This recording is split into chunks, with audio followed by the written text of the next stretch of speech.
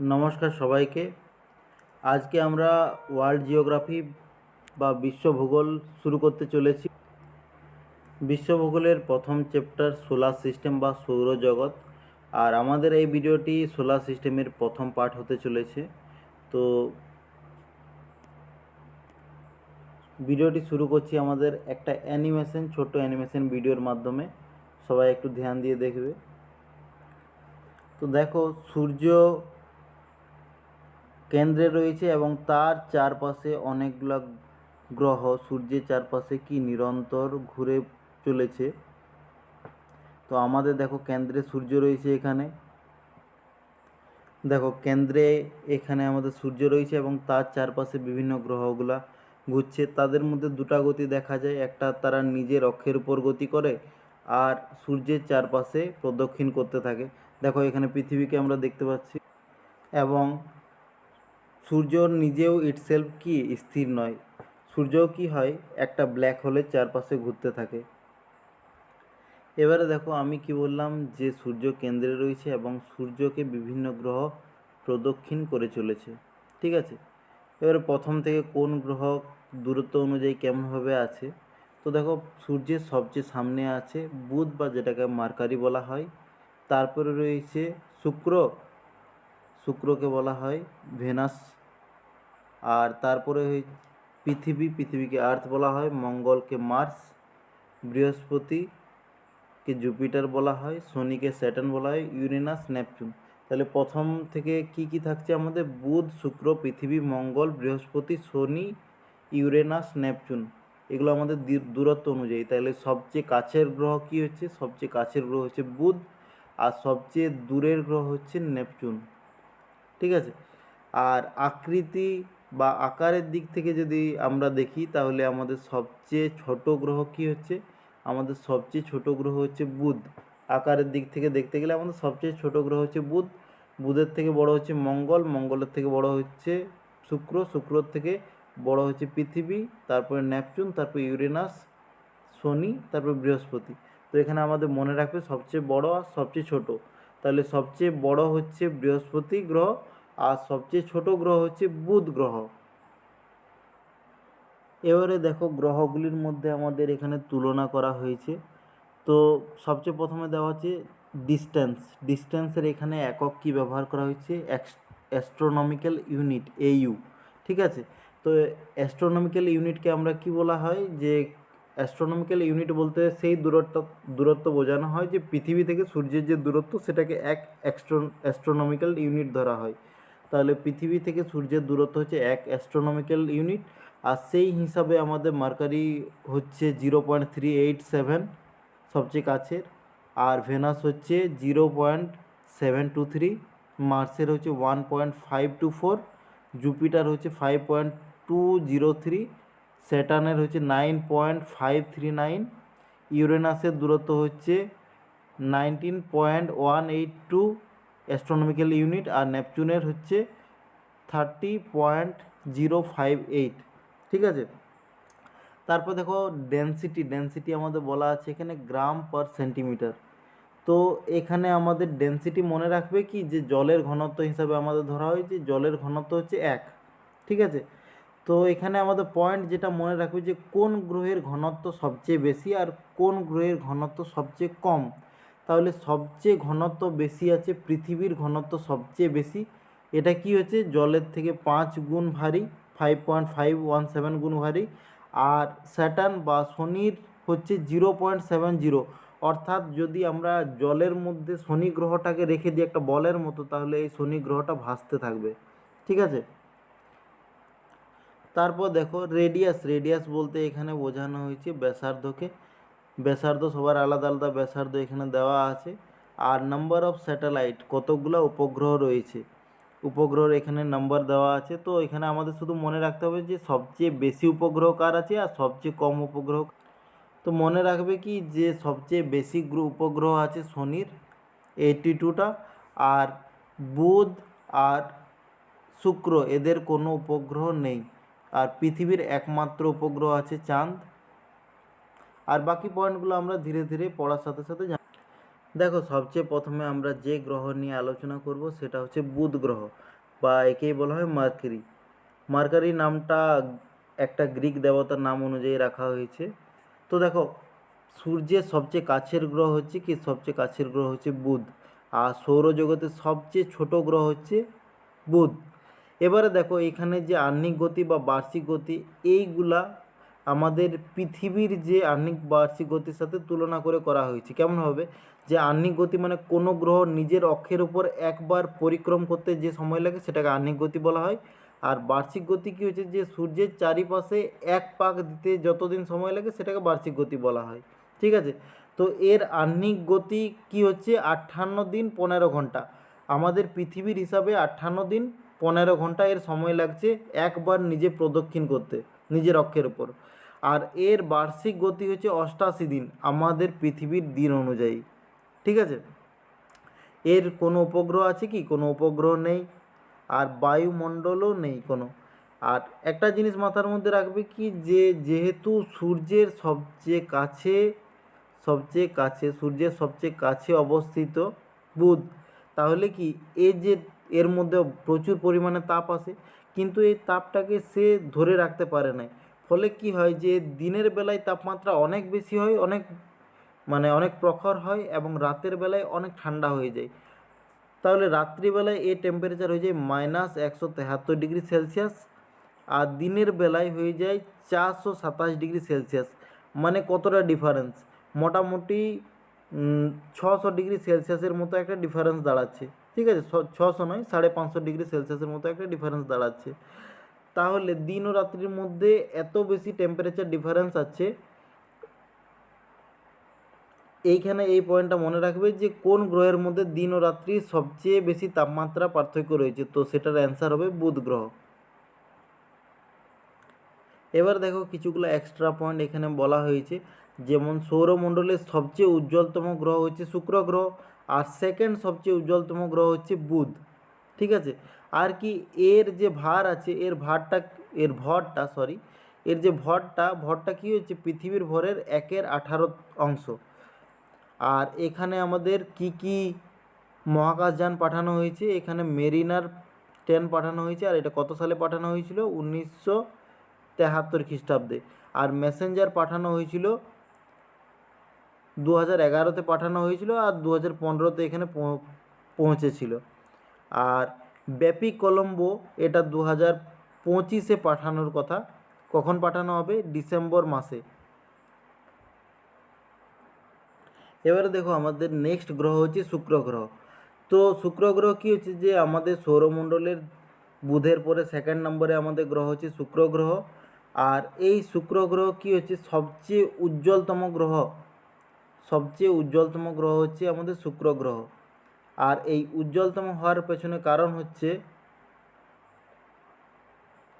এর বায়ুমণ্ডলে অনেক বেশি পরিমাণে কার্বন ডাইঅক্সাইড আছে, প্রায় 90 থেকে 95% মতো কার্বন ডাইঅক্সাইড আছে।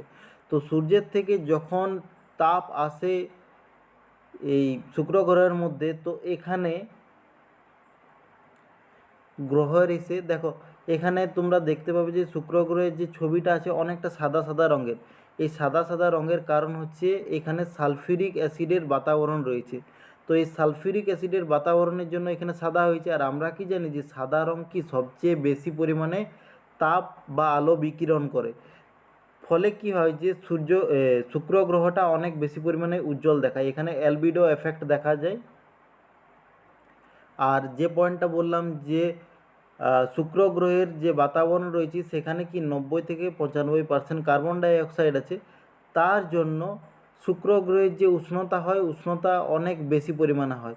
ফলে কি সৌরজগতের সবচেয়ে উষ্ণ গ্রহ হচ্ছে শুক্র গ্রহ। তাহলে কি পয়েন্ট বললাম, প্রথম পয়েন্ট হলো যে এটা সবচেয়ে উজ্জ্বলতম গ্রহ, কারণ কি এটার মধ্যে অ্যালবিডো এফেক্ট দেখা যায়। সেকেন্ড হচ্ছে সবচেয়ে উষ্ণতম গ্রহ। আমরা কি বলেছিলাম যে বুধ গ্রহের মধ্যে দিন ও রাত্রির তাপমাত্রার তারতম্য বা পার্থক্য সবচেয়ে বেশি আছে, কিন্তু তাপমাত্রা সবচেয়ে বেশি কোথায় আছে, শুক্র গ্রহে সবচেয়ে বেশি তাপমাত্রা রয়েছে। আর যেহেতু গ্রহটা অনেক বেশি উজ্জ্বল, ওই জন্য কি হয়, যে আমাদের পৃথিবী থেকে সন্ধ্যাবেলায় আর সকালবেলায় আমরা এই গ্রহটাকে নক্ষত্রের মতো আমরা দেখতে পাই। যেটাকে আমরা শুকতারা বলি, ঠিক আছে, বা এটাকে এই গ্রহটাকে কি ইভিনিং বা মর্নিং স্টার বলা হয়। আর এই গ্রহটার যে বায়ুমণ্ডলীয় চাপ পৃথিবীর তুলনায় 92 গুণ বেশি। এবারে দেখো যে শুক্র গ্রহের যে ব্যাস আছে আর এর যে আকার আছে, এর আকারটা কি পৃথিবীর প্রায় সমান। ওই জন্য এই গ্রহটিকে পৃথিবীর বোন গ্রহ বা যমজ গ্রহও বলা হয়। পৃথিবীর যমজ গ্রহ বলা হয় কোন গ্রহকে? শুক্র গ্রহকে, ঠিক আছে। এবারে দেখো শুক্র গ্রহের ক্ষেত্রে আমাদের মনে রাখবে যে বেশিরভাগ গ্রহ পশ্চিম দিক থেকে পূর্ব দিকে রোটেশন হয়, যেটা আহ্নিক গতিটা হয় সেটা কি হয়, পশ্চিম দিক থেকে পূর্ব দিকে নিজের অক্ষের উপরে ঘুরতে থাকে। কিন্তু একমাত্র গ্রহ যেটা কি হয়, যেটা পূর্ব থেকে পশ্চিম দিকে এটা ঘুরে, ঘড়ির কাঁটার দিকে এটা ঘুরে, ঠিক আছে। আর মনে রাখবে কি যে এই গ্রহের কোনো উপগ্রহ নেই, আর এর বার্ষিক গতি সময়কাল অর্থাৎ সূর্যকে প্রদক্ষিণ করতে এর সময় লাগে 225 দিন, এবং এর নিজের যে ঘূর্ণন আছে বা আহ্নিক গতি, এর আহ্নিক গতি হচ্ছে 243 দিন। অর্থাৎ আমরা বলতে পারি কি যে কোন গ্রহের গতি সবচেয়ে কম, তাহলে সেটা হবে কি, সেটা হবে শুক্র গ্রহর গতি সবচেয়ে কম। সবচেয়ে ধীরতম গ্রহ হচ্ছে কোনটা? শুক্র গ্রহ। এবারে এখানে একটা ছবিতে দেখো, এখানে আমাদের একটা কি দেওয়া আছে যে এইখানে একটা আমাদের লাইন করা আছে। এই লাইনের যে ভিতরের যে গ্রহগুলো থাকবে সেইগুলো অনেক উষ্ণ প্রকৃতির। যেমন উদাহরণ কি দিলাম? উদাহরণ দিলাম বুধ আর শুক্র। আর এর পরের যে এই এরিয়ার পরের যে গ্রহগুলো হবে সেগুলো কি অনেক প্রচুর পরিমাণে শীতল হবে, ঠিক আছে। তো এই যে এরিয়াটা হচ্ছে এটা একমাত্র এরিয়া যেটাতে না ঠান্ডা বেশি না গরম বেশি, বা এটাকে হ্যাবিটেট জোন বলা হচ্ছে, যেখানে মানে নতুন জন্ম বা নতুন প্রাণীর উদ্ভব হওয়ার সম্ভাবনা থাকছে। এটা একটা সায়েন্টিস্ট এই ধরনের একটা মতবাদ দিয়েছিল, ওই জন্য এই জোনটাকে কি গোল্ডিলক জোনও বলা হয়। এই হ্যাবিটেট জোনটাকে গোল্ডিলক জোনও বলা হয়। আর এই হ্যাবিটেট জোনের মধ্যে আমাদের গ্রহ রয়েছে কি পৃথিবী, ওই জন্য পৃথিবীর মধ্যে আমরা প্রাণ দেখতে পাই। এবারে পৃথিবীর অন্যান্য বৈশিষ্ট্যগুলো আমরা একটু দেখে নিই। কী হচ্ছে যে পৃথিবী একমাত্র গ্রহ যেখানে প্রাণ আছে, আর প্রাণ থাকার কারণ আমরা কি জানি যে পৃথিবীর অবস্থান গোল্ডিলক জোনে আছে বা হ্যাবিটেট জোনে আছে। আর পৃথিবী কি আছে, নিজের অক্ষের উপরে 23.5 ডিগ্রি কোণে হেলে আছে, ঠিক আছে। আর এর আকৃতি কী হচ্ছে, এর আকৃতি হচ্ছে জিওয়েড আকৃতি, হচ্ছে কী রঙের গ্রহ বটে? নীল রঙের এই গ্রহ, ঠিক আছে। আর এখানে একটা পয়েন্ট বলা আছে যে সাধারণত 4টি গ্রহ আছে, যেখানে 5টি গ্রহ আছে যেখানে কি আগ্নেয়গিরি দেখা যায়। তার মধ্যে একটি গ্রহ হচ্ছে পৃথিবী, আর বাকি 4টি গ্রহ কী আছে? শুক্র, বৃহস্পতি, শনি আর নেপচুন। আর পৃথিবীর কি একমাত্র উপগ্রহ রয়েছে চাঁদ। পৃথিবীর ঘনত্ব সব গ্রহের ঘনত্বের তুলনায় সবচেয়ে বেশি। পৃথিবীর ঘনত্ব কত? 5.5 গ্রাম পার সেন্টিমিটার কিউব। আর সবচেয়ে ঘনত্ব কম কোন গ্রহের বলেছিলাম? সেটা হচ্ছে শনির। নেক্সট আমাদের গ্রহ হচ্ছে মঙ্গল গ্রহ। মঙ্গল গ্রহ দেখো এখানে আমাদের লাল রঙের একটা গ্রহ দেখতে পাচ্ছি। লাল হওয়ার কারণ কি? লাল হওয়ার কারণ হচ্ছে এখানে প্রচুর পরিমাণে আয়রন অক্সাইড আছে। দেখো আয়রনের রঙ আমরা কি জানি যে লাল হয়। দেখবে আয়রনের যে আকরিক হয়, যেটা ফেরিক অক্সাইড বা ফেরাস অক্সাইড বলা হয়, সেই ফেরিক অক্সাইড বা ফেরাস অক্সাইডের রঙ কী হয়? লাল রঙ হয়। আর দেখো এটার ঘূর্ণন কি বলা হয়েছে? এটার ঘূর্ণন আমাদের পৃথিবীর প্রায় সমান। পৃথিবীতে আমাদের সময় কত লাগে? পৃথিবীর একবার আহ্নিক গতি বা পৃথিবীর নিজের অক্ষের ওপর একবার লাড্ডুর মতো ঘুরতে কত সময় লাগে? 23 ঘন্টা 56 মিনিট। মঙ্গল গ্রহের একদম কাছাকাছি। কতটা? মঙ্গল গ্রহের লাগে 24.6 ঘন্টা, ঠিক আছে। মানে প্রায় 24.5 ঘন্টার মতো, 24 ঘন্টা ওই 36 মিনিটের মতো লাগে। আর এটার সূর্যকে একবার প্রদক্ষিণ করতে কত সময় লাগে? 687 দিন সময় লাগে। এর বায়ুমণ্ডলে আমাদের কার্বন ডাইঅক্সাইডের পরিমাণ রয়েছে কত? 95% কার্বন ডাইঅক্সাইড রয়েছে। এবারে দেখো কার্বন ডাইঅক্সাইড কোনো জায়গাতে যদি বেশি থাকে তাহলে কিছু সুবিধা আছে। কি সুবিধা আছে? যে এখানে গ্রিন হাউস এফেক্ট দেখা যাবে, আর গ্রিন হাউস এফেক্ট দেখা গেলে কী হবে, এখানে উষ্ণতা বাড়বে, আর উষ্ণতা বাড়তে গেলে জীব তৈরি বা জীব মানে উৎপন্নর একটা সম্ভাবনা দেখা যায়। এবারে মঙ্গল গ্রহের কি আছে? মঙ্গল গ্রহের দুটা উপগ্রহ রয়েছে। কি কি?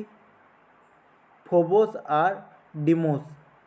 ডিমোস হলো কি সৌরজগতের ক্ষুদ্রতম উপগ্রহ।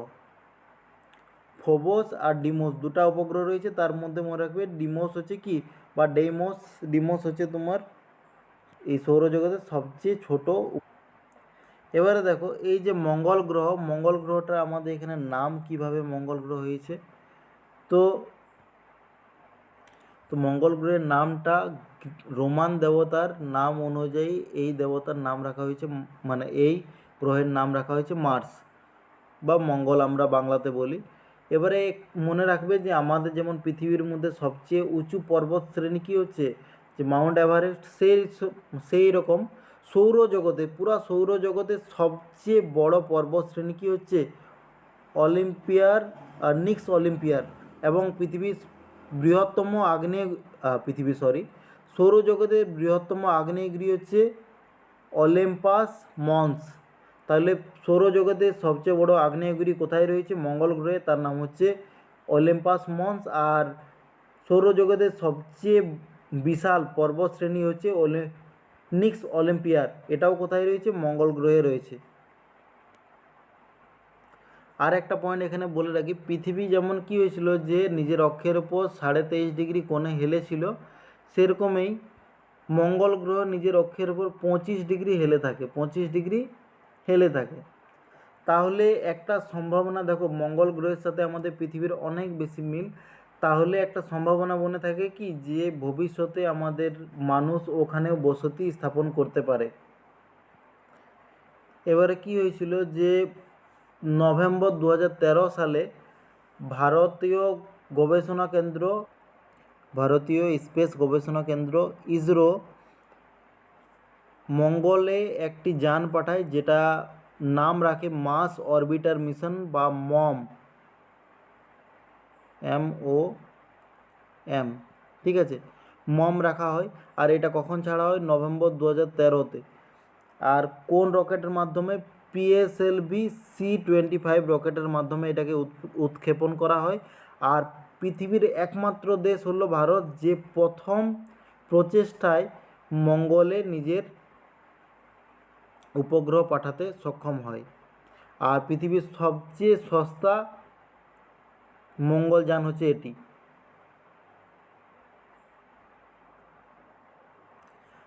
আচ্ছা দেখো, আজকের প্রথম পার্টে আমাদের এতটাই থাকলো। ভিডিওটা দেখার জন্য অবশ্যই থ্যাঙ্কস ফর ওয়াচিং, অনেক বেশি ধন্যবাদ। ভিডিওটাকে অবশ্যই লাইক সাবস্ক্রাইব করবে, আর নিজের বন্ধুবান্ধবদের মধ্যে ভিডিওটাকে ছড়িয়ে দাও। আজকের একটা টার্গেট রাখছি, যে আজকের টার্গেট থাকলো যে 25টা লাইক, একটা টার্গেট তৈরি করলাম। আশা করি সবাই এটাকে পূরণ করে দেবে। আর উৎসাহ পেলে অবশ্যই আরও ভিডিও তাড়াতাড়ির মধ্যে আসবে। ঠিক আছে, টাটা বাই বাই, নেক্সট ভিডিওতে আবার দেখা হবে।